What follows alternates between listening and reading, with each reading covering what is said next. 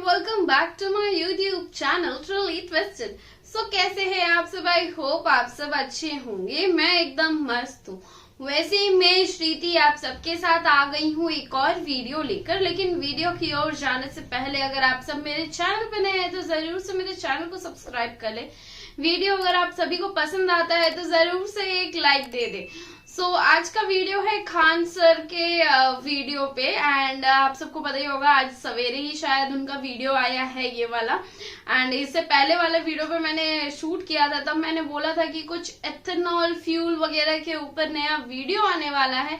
So finally ये video आ चुका है। ये वीडियो का टाइटल है ethanol blending flexi fuel sugar export ban biofuel. तो बायोफ्यूल के ऊपर फ्लेक्सी फ्यूल, ये अब इतना सारा नया नया चीज सुनने को मिल रहा है यार। ये फ्लेक्सी फ्यूल क्या होता है मुझे नहीं पता। एंड शुगर एक्सपोर्ट पे बैन लग गया है, ये तो हम सबको पता ही है। तो ये वीडियो पे और बहुत कुछ पता चलेगा। तो चलिए देर न करते हुए फटाफट से इस वीडियो को देखते हैं। So guys let's begin the video.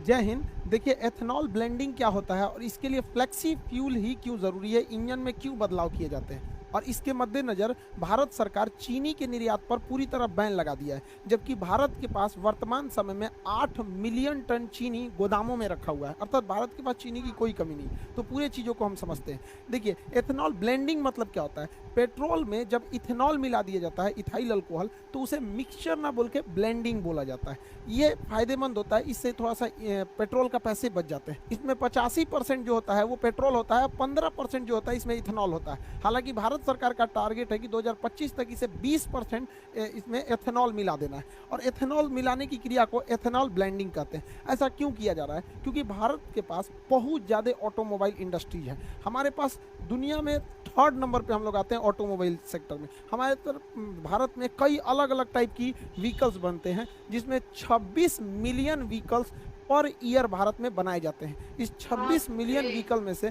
लगभग 5 मिलियन व्हीकल्स हर साल 5 मिलियन व्हीकल्स हर साल हम लोग निर्यात कर देते हैं। तो हम लोग के पास जो 26 मिलियन जो बच रहा है यहाँ पे टोटल ओवरऑल, मतलब अगर भारत में देखेंगे तो लगभग 20 मिलियन गाड़ियाँ हर साल बन रही हैं। और उसमें जो फ्यूल पड़ रहा है वो पेट्रोल से आ रहा है। और पेट्रोल हमारे पास तो होता नहीं, हम लोग 80% पेट्रोल जो है वो बाहर से ही मंगाते हैं। अब जो पेट्रोल बाहर से आ रहा है वो तेल के कुएँ या रीक से आ रहा है। ये गल्फ कंट्री के पास है। इन्हें हम लोग कच्चा तेल खरीदते हैं जिसे क्रूड ऑयल कहते हैं। बैरल यानी बैरल में इसे खरीदा जाता है, फिर इसे रिफाइनरी में छानकर पेट्रोल पंप तक पहुंचाया जाता है।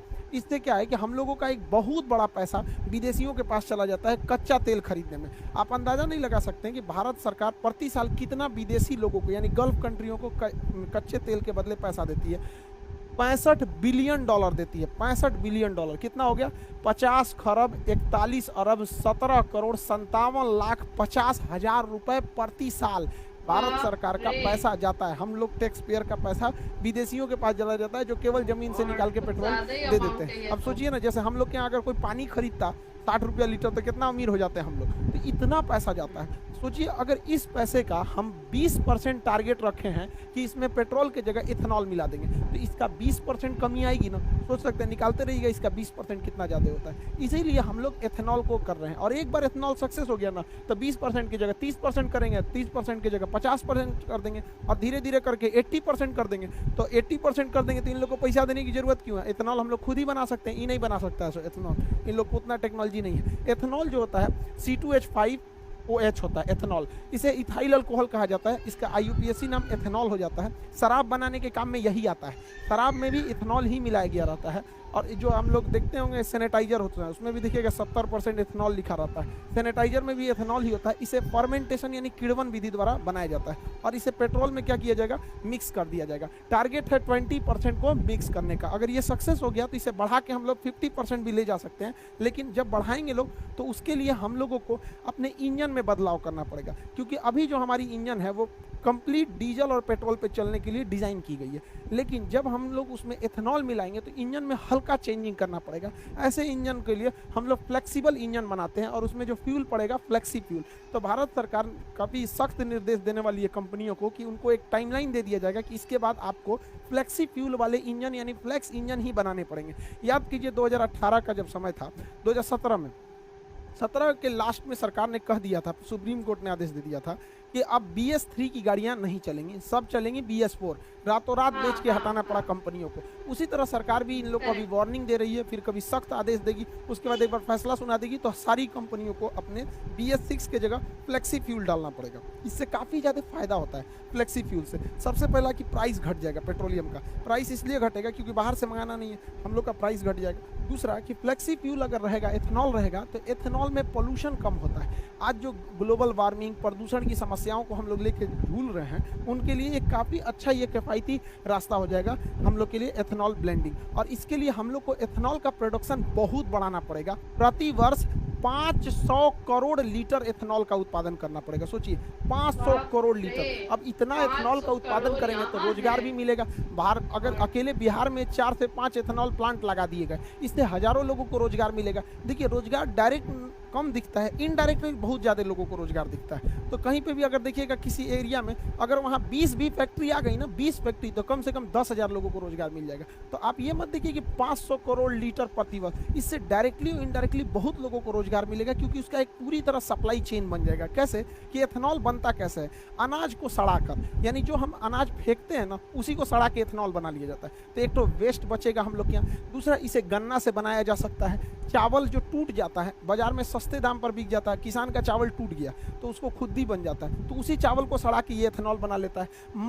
मक्का जो है, इसका कोई भाव नहीं मिलता है, 6 रुपये किलो किसान का मक्का सरकार को किसान बेचने के लिए मजबूर होता है, 6 रुपये किलो। अब उसको ना छुपाया कैसे जाता है, किसानों को बेवकूफ़ कैसे बनाया जाता है, तो सरकार कहती है हम 6 रुपया नहीं ना खरीद रहे हैं, हम 600 रुपया प्रति 100 केजी यानी प्रति क्विंटल खरीद रहे हैं। अजब हाल है भैया। तो 1 रुपया 6 रुपया ना किलो पड़ा, तो किसान को 100 रुपया का भाव कौन सी बताता है, 1 किलो का बताओ ना, आम आदमी को भी समझ में आता कि तब ना लोग सवाल उठाएंगे कि किसानों का इतना दुर्दशा क्यों है। आप सोचिए, आप 1 ठो मक्का खरीदिएगा ना, 1 ठो ठेला पे से, तो 5 रुपया 10 रुपया का मिलेगा, और किसान से 1 किलो खरीद लिया जाता है, और बेचारा उसको कितना दिए, 6 रुपया किलो, मजबूर है। लेकिन जब इस मक्के का उपयोग किया जाएगा एथेनॉल बनाने में, तो किसान भी अपना बढ़िया दाम में बेचेगा यहाँ पर, क्योंकि इसका प्रोडक्शन होने लगेगा। जौ कोई बोलता नहीं है जल्दी हमारे यहाँ। पराली जो जला दिया जाता है, धान की भूसी जो होती है या फिर जो पुआल होता है जला दिया, तो उसे सड़ा के इथेनॉल बना लिया जाएगा। अब इतना एथेनॉल बनेगा तो रोजगार भी मिलेगा, और हम लोग जो पेट्रोल खरीदते हैं उससे अच्छा हम किसानों से खरीदेंगे। जो पैसा आज हमारा फॉरेन रिजर्व गल्फ कंट्रियों को जाता है पेट्रोलियम के भुगतान करने के लिए, वो पैसा हमारे किसानों के आ जाएगा। किसान आगे बढ़ेंगे हमारे यहाँ, उनके बाल बच्चे पढ़ेंगे, वो भी आगे बढ़ेंगे यहाँ पर, तो ये देश के लिए काफ़ी अच्छा होगा। इसलिए भारत सरकार को इस पर बहुत ज़्यादा मतलब प्राइम फोकस करके रखा हुआ है भारत सरकार। लेकिन एक बार जरा अपने दिमाग से सोचिए, ये चीज़ तो पूरी दुनिया में सक्सेस है और भारत में भी सक्सेस होगी, तो धीरे धीरे गन्ना शिफ्ट हो जाएगा किधर, एथेनॉल प्लांट में। और जैसे गन्ना ज़्यादा एथेनॉल प्लांट में शिफ्ट होगा, चीनी का प्रोडक्शन घटेगा, उसका प्राइस बढ़ जाएगा। तो भारत सरकार को एथेनॉल और चीनी दोनों को बैलेंस करके रखना है। इसलिए भारत सरकार ने चीनी के निर्यात पर बैन लगा दिया, कहा कि हम चीनी बेचेंगे ही नहीं, क्योंकि फिलहाल जो चीनी है उसी को हम लोग स्टॉक करके रखेंगे, ताकि हम जो आने वाले सीजन में जो गन्ना निकलेगा उसमें ज़्यादातर गन्ने को एथेनॉल प्लांट में भेजा जाएगा। अब उस ज़्यादातर को भेज देंगे, वो चीनी के लिए नहीं बचेगा। भारत में महामारी हो, पूरा भयानक, कम महंगाई है भारत में, तो चीनियों महंगा हो जाएगा यहाँ पर, इसलिए इस पर निर्यात पर रोक लगाया गया। हालांकि भारत में चीनी का प्रोडक्शन बहुत ज़्यादा है, चीनी का प्रोडक्शन 35 मिलियन टन है हम लोग के पास चीनी का प्रोडक्शन। हालांकि इसका उत्पादन जो है वो 27 मिलियन टन है, यानी 8 मिलियन टन एक्स्ट्रा हमारे पास है। 35 मिलियन टन उत्पादन है, 27 मिलियन टन चीनी का उपभोग है। चीनी का डेली रेगुलर बेसिस पे उपभोग होता है हम लोग के यहाँ, चाय में होता है, बिस्किट में होता है, तरह तरह की कैंडी, मिठाइयाँ छोटे बच्चों के लिए खाने के लिए आता है, लेमचूस उमचूस, यहाँ पर मिठाई देखिएगा, जलेबी, रसगुल्ला, जितना सब चीज़ में चीनी पड़ता है हमारे यहाँ चीनी। और जो पैकेट वाली सामानें बिकते हैं, कभी मंच तुका दुकाई, कीट कैट उट कैट, ये सब छोटका लड़का ज़्यादा जानता होगा, सब हम लोग को कौन सी पता है, ये सब मतलब वो सबको। तो यहाँ पे जो है ना, ये इस सब में चीनी पड़ता है, तो चीनी का हमारे यहाँ डिमांड बहुत ज़्यादा है, 27 मिलियन टन प्रति वर्ष डिमांड है। तो हम लोग के पास 35 मिलियन टन उत्पादन है, 27 मिलियन टन खर्च है, यानी बफर स्टॉक में हम लोग के पास अभी भी 8 मिलियन टन जमा है। बफर स्टॉक किसे कहते हैं? सरकार जो अनाज को सरप्लस उत्पादन के समय जमा कर लेती है गोदामों में, उसे बफर स्टॉक कहा जाता है।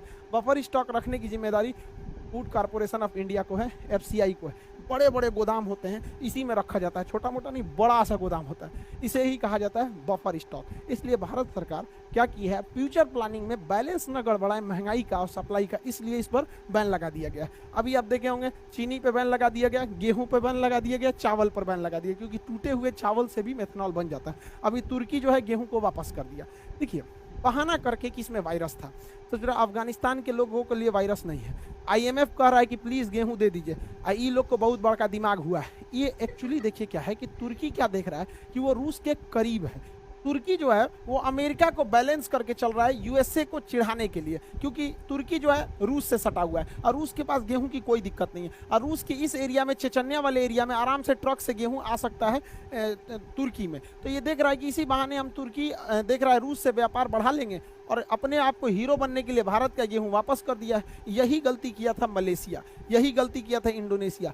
पाम ऑयल को लेकर इनको घमंड हो गया था, पाम ऑयल का, आज इनका पाम ऑयल कोई खरीद ही नहीं रहा है यहाँ पर, तो ये लोग कह रहे हैं कि पाम ऑयल खरीद लो। देखिए इंटरनेशनल रिलेशन में ईगो नहीं दिखाना चाहिए इनको, ज़्यादा ईगो इनको महंगा पड़ जाएगा वहाँ पे। मत लो गेहूँ, कौन मार, हम लोग के यहाँ गोदाम का कमी है। तो आप ये समझ गए होंगे कि एथेनॉल ब्लेंडिंग क्या है, फ्लेक्सी फ्यूल क्या है और क्यों हम लोग इसको ज़्यादा प्रमोट कर रहे हैं। ये अच्छा भी है, हमारे बचे हुए खाना या जो अनाज बर्बाद हो जाते हैं, अनाज टूट फूट जाते हैं जैसे चावल वगैरह का दाना, तो उसे इजीली इसे दोबारा फर्मेंटेशन यानी किण्वन करके बनाया जा सकता है, जो काफ़ी अच्छा भी है यहाँ पर। इससे देश को भी फायदा होगा, फॉरेन रिजर्व बचेगा। और आप लोग के लिए जो इतना भी एप्लीकेशन के क्लासेज हैं वो सब इनरोल कर दिए गए, दोबारा एक्सेस दे दिया जाएगा आप लोग को। और ये अभी नए बैचेज काफ़ी ज़्यादा आ गए हैं एप्लीकेशन पर। आप लोग को जिनका भी नियर में एग्ज़ाम है वो लोग जाके इस पर इनरोल हो जाएंगे आप लोग को खान सर ऑफिशियल एप्लीकेशन पर। और जितना जल्दी से जल्दी हो आप लोग कहीं जल्दी जल्दी सेटल होइए, नौकरी लीजिए और जल्दी से माँ बाप का सपना पूरा कीजिए। आई होप आप इस टॉपिक को समझ गए होंगे। मिलेंगे नेक्स्ट क्लास में। जय हिंद।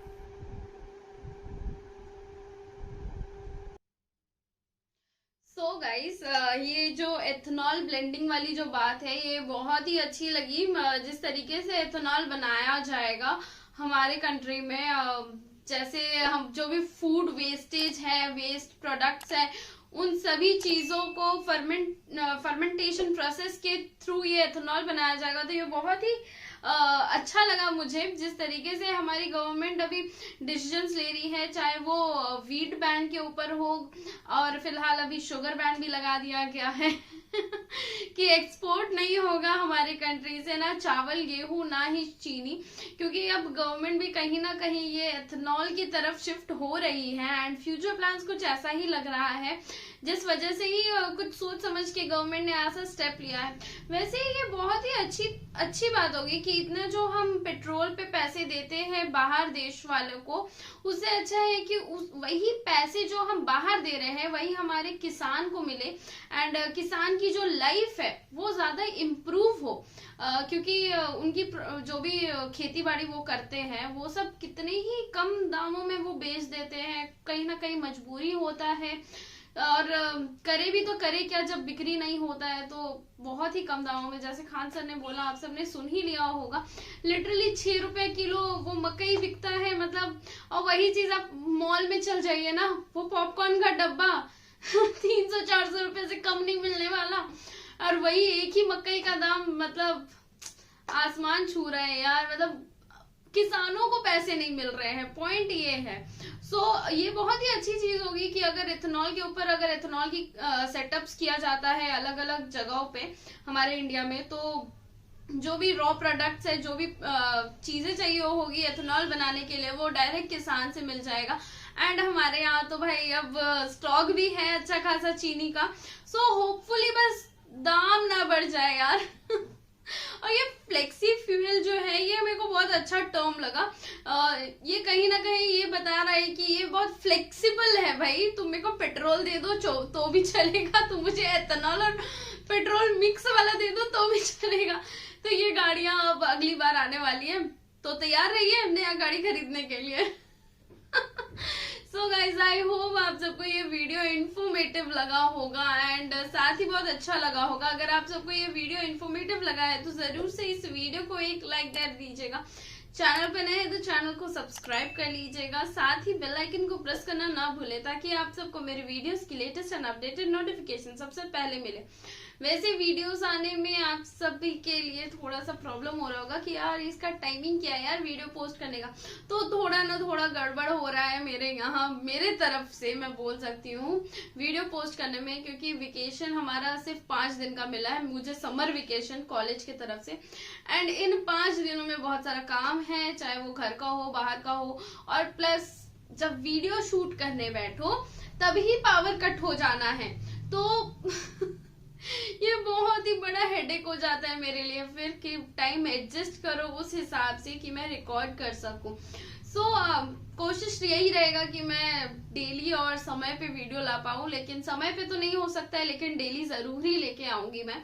वैसे मेरा इंस्टाग्राम आईडी साथ ही इस वीडियो का लिंक आप सबको डिस्क्रिप्शन में मिल जाएगा, तो जरूर से जाके मुझे इंस्टाग्राम पे फॉलो कर ले, साथ ही इस वीडियो को देखना ना भूले, और ये वीडियो को अपने फ्रेंड्स एंड रिलेटिव के साथ जरूर से शेयर करें, मुझे बहुत ही अच्छा लगेगा, और प्यारे प्यारे कमेंट्स भी करें।